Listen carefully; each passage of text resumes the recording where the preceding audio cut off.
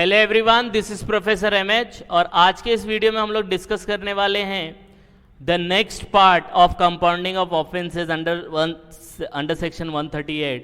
Last video में हम लोग ने देखा था कि कंपाउंडिंग का प्रोसेस क्या, कंपाउंडिंग का मतलब क्या है। तो एक मिनट में अगर मैं आपको इसको एक्सप्लेन करूं एक सेंटेंस में, कंपाउंडिंग का मतलब होता है सेटलमेंट करना। सेटलमेंट करना किसका? ऑफेंस का सेटलमेंट करना। और उसका प्रोसेस क्या था, किसको अप्लाई करना है, कितने दिन में ऑर्डर आएगा, कितने दिन में आपको पेमेंट करना है, उस बारे में हम लोग ने लास्ट वीडियो में देखा था। अब हम लोग देखेंगे कि भाई कौन कौन से ऐसे ऑफेंसेस हैं जिनको आप कंपाउंड नहीं कर सकते, सेटलमेंट नहीं कर सकते उसका, राइट? उसका सेटलमेंट आप नहीं कर सकते। तो पहला है, if person had been allowed to compound earlier. भाई साहब, जिसका कंपाउंडिंग करना है उसने पहले भी कंपाउंड कर चुका है, तो ये तो इसने आदत बना ली। अरे कभी भी मुंह उठा के चले आते हो सेटलमेंट करना है, अरे भाई तो क्या आप जानबूझ के कर रहे हो क्या ये मैटर? तो अगर आपने पहले कभी कंपाउंड किया तो आपको कंपाउंडिंग अलाउड नहीं होगा, ठीक है?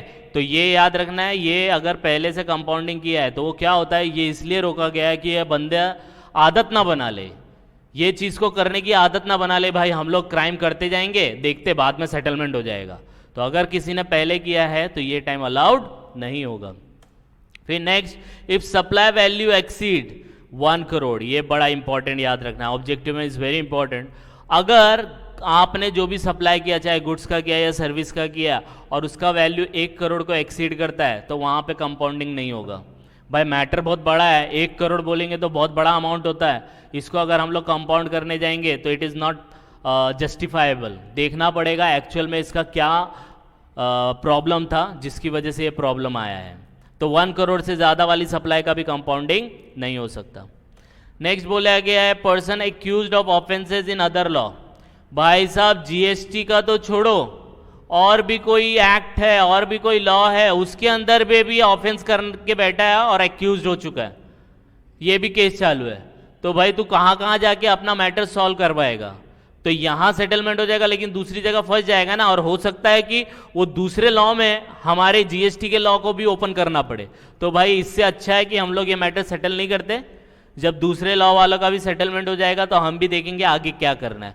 तो अगर दूसरे लॉ के अंदर भी वो बंदा ऑफेंसेस एक्यूज्ड है तो फिर आप उसको कंपाउंडिंग नहीं कर सकते।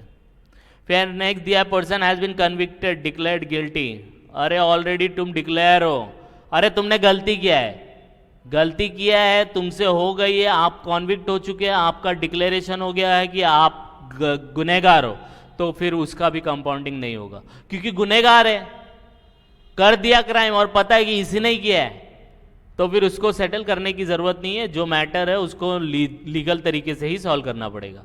तो जो पर्सन कन्विक्टेड है, डिक्लेयर्ड गिल्टी है, उसका भी कंपाउंडिंग नहीं होगा। फिर दूसरा, ये बहुत इंपॉर्टेंट पॉइंट है, अगर किसी बंदे ने जीएसटी के ऑफिसर को काम करने से रोका या फॉल्स इंफॉर्मेशन दिया या अपने अकाउंट्स के साथ कुछ छेड़खानी की या एविडेंस को डिस्ट्रॉय करने की कोशिश की, इन सिचुएशन के अंदर आपको कंपाउंडिंग नहीं मिलेगा। लॉजिक क्या है इसका, कि जीएसटी के ऑफिसर को आप रोक रहे हो काम करने, ऑब्स्ट्रैक्ट कर रहे हो, मना कर रहे हो, या कुछ ऐसा कर रहे हो जिससे वो अपनी जो उनकी ड्यूटी है वो नहीं कर पा रहे हैं। अब वो ड्यूटी नहीं करेंगे ऑफिसर, जीएसटी के ऑफिसर, तो आपके साथ साथ दूसरे लोगों का भी नुकसान होगा। अब दूसरे लोगों का नुकसान होगा तो आप सेटलमेंट करके निकल जाओगे, तो दूसरे वाले का क्या, दूसरे तो बेचारे जेन्युइन थे, उनको प्रॉब्लम आ जाएगा। तो ये लोग, फिर दूसरा, आप गलत इंफॉर्मेशन दे रहे हो, आप बोल रहे हो सिर्फ मेरा 10 लाख का मैटर है, हो सकता है 10 करोड़ का हो, तो गलत इंफॉर्मेशन दिया, या आपके डॉक्यूमेंट या एविडेंस के साथ आपने कुछ छेड़खानी किया जिसकी वजह से हो सकता है कि हम लोग आपका सेटलमेंट कर रहे हैं लेकिन आप गिल्टी पाए जा सकते हो, तो इस सिचुएशन के अंदर भी आपको कंपाउंडिंग नहीं मिलेगा। जीएसटी ऑफिसर को मना किया काम करने से, फॉल्स इंफॉर्मेशन दे रहे हो, एविडेंस के साथ छेड़खानी कर रहे हो, तो आपको कंपाउंडिंग नहीं मिलेगा। Last part, any other class of person, जो गवर्नमेंट डिक्लेयर करे, जीएसटी वाले डिक्लेयर करे कि भाई ये लोगों को कंपाउंडिंग नहीं मिलेगा, तो नहीं मिलेगा। एक बार डिक्लेयर हो गया, डिक्लेयर हो गया। तो these are the cases where compounding is not possible, आप कंपाउंडिंग नहीं कर सकते। आई बात समझ में? यस और नो? तो this is all about the compounding. तो पहले वीडियो में हम लोग ने क्या देखा, कंपाउंडिंग का प्रोसेस देखा। नेक्स्ट वीडियो में हम लोग ने क्या देखा, कौन से ऐसे ऑफेंस है जो कंपाउंडिंग नहीं हो सकते। अब ये वाले वीडियो में आप इसको गो थ्रू करो, कुछ डाउट आएगा तो प्लीज़ कमेंट। याद रखना मैं छोटा छोटा वीडियो इसलिए बना रहा हूँ कि आपको समझने में भी आसानी हो, मुझे समझाने में भी आसानी हो और डाउट भी क्लियर हो जाए। ओके, तो you just go through it. Next video में हम लोग देखेंगे कंपाउंडिंग का मिनिमम अमाउंट कितना होगा और मैक्सिमम अमाउंट कितना होगा। That we will see in the next video. By the time you just go through it and कुछ डाउट आएगा तो please comment and please like and subscribe for more videos. Thank you.